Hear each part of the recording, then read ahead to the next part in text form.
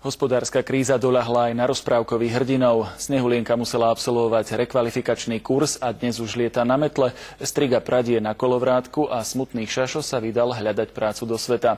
To všetko na Kežmarskom hrade v netradičnej rozprávke Hľadanie strateného kráľovstva.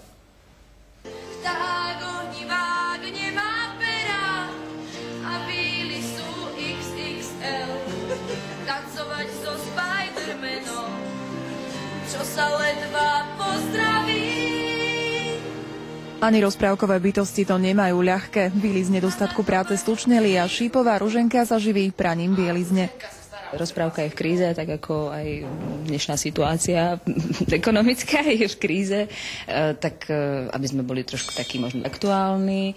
Návštevníkov sprevádza hradom sám Šašo.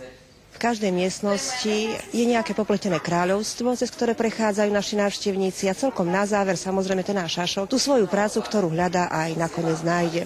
Ako neprezradíme, no cesta za šťastím nebude jednoduchá. Pozor si musia dávať dokonca aj malí návštevníci, ktorí sa na hrade stávajú súčasťou rozprávky. Veľká pusa. Počkaj, ešte som si nevybrala. Už mám ham. Aká to je? Horká, mliečná alebo biela?